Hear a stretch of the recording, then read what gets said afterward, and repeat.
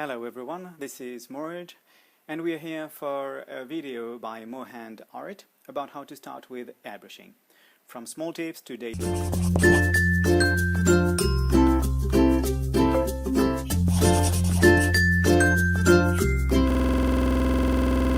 So let's jump right into it.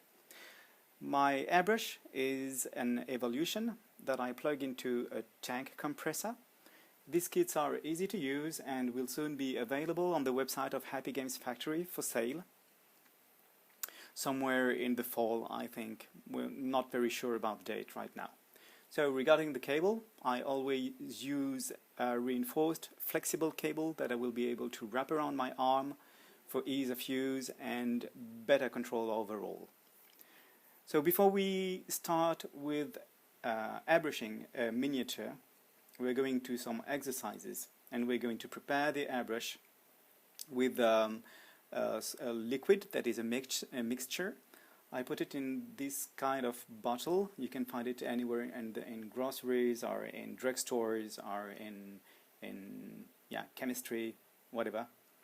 So in the previous video I explained how to go through cleaning. Right now it's only available in French. Hopefully one day it will be all available in English as well.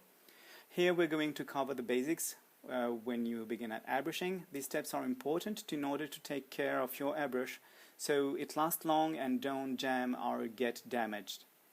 So first of all, let's have a look at the cleaner. This liquid is made of 3 volumes of demineralized water and 1 volume of window liquid cleaner.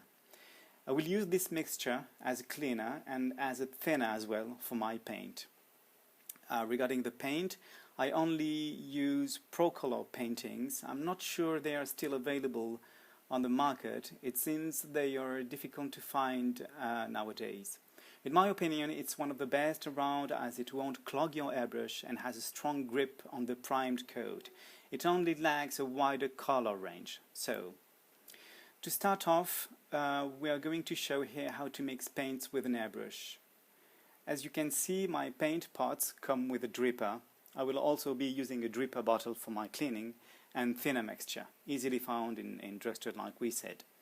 Now we want to make bubbles into the cup that will mix the different paints. So I add some liquid into the cup, don't fill it entirely, put only a small amount of liquid or paint at once.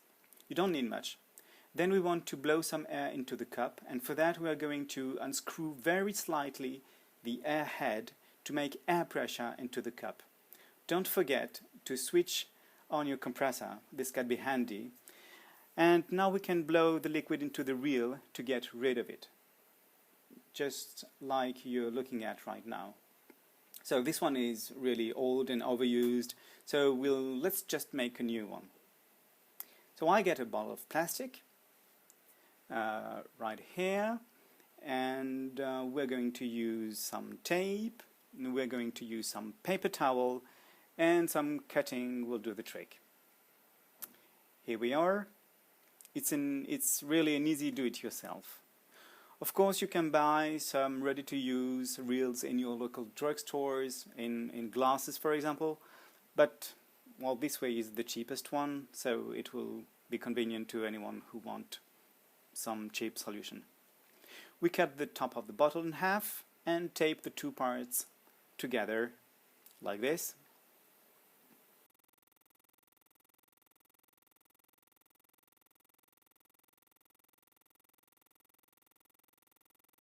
And then we are going to drill a small hole that the nozzle of the airbrush will fit in.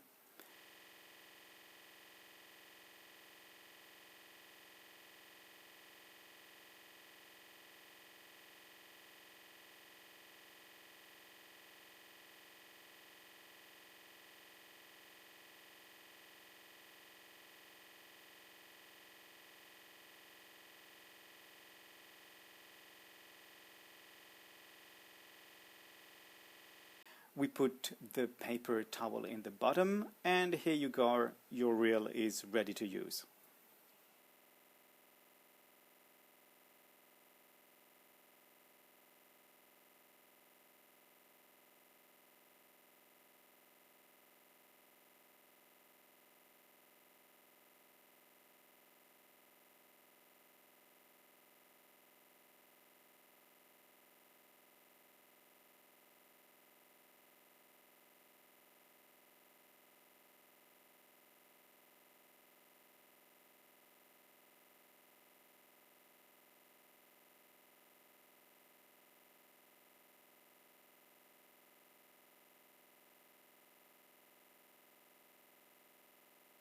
It is a very useful technique that will save you a lot of time and avoid using a brush into the cup to mix the paints together. At a certain point, some people will have unscrewed the air head a bit too much or have too much air pressure in the airbrush. That would result into spilling paint everywhere around. So you don't want that. So be sure to be very slight and gentle when unscrewing the air head. So that way you really control the air pressure and you really control how you make the bubbles into the cup in order not to spill all your paints or all your mixture, all your liquids everywhere on the table. So we will use a basic color and sheets of paper for our exercises.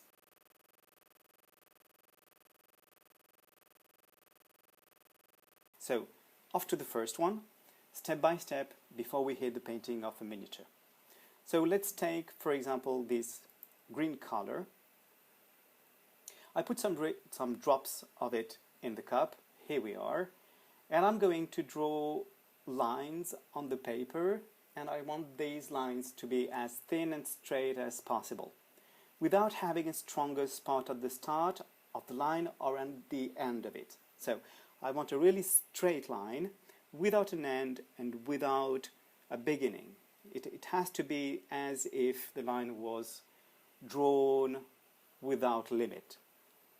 So, in order to do so, I want to release a continuous flow of air while I keep moving my airbrush when I release the paint. So, I just push back a bit the needle to release some paint while the air is flowing. Then forth while keeping the air flowing so it dries the paint on the spot. So, if I ever stayed too long on the spot with my airbrush, I would make a splash stain which I don't want.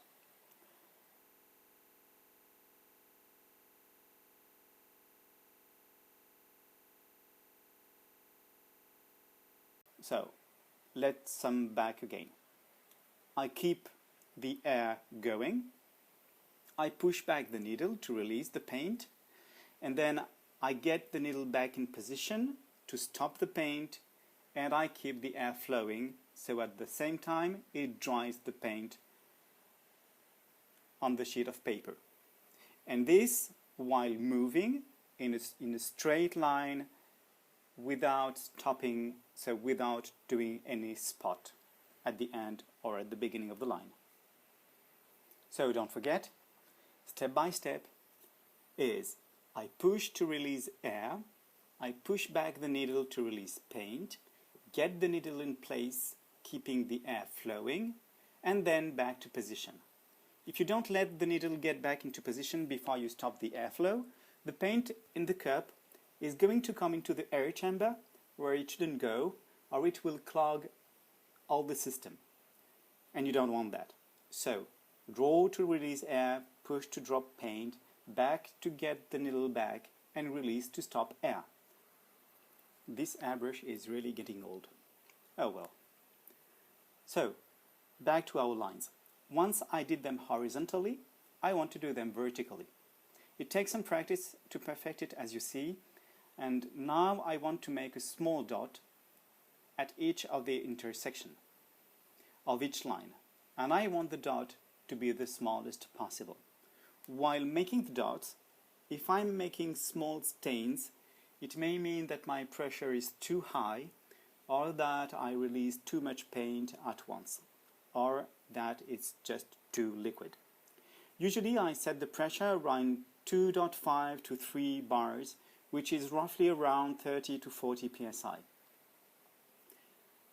Alright, now that I've finished drawing lines and dots, I want to fill each square with paint, and I want the square to look entirely even.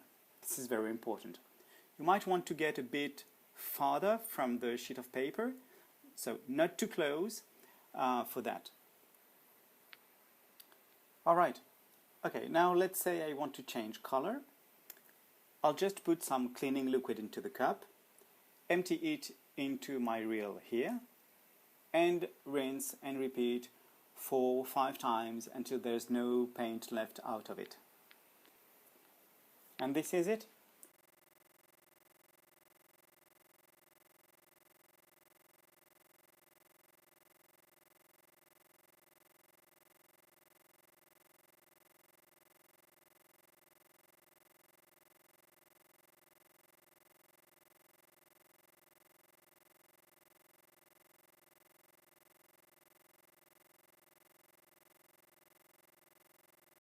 Here we have all the exercises all together: horizontal lines, vertical lines, spots at the intersections, and fill the squares in the best and even manner with paint.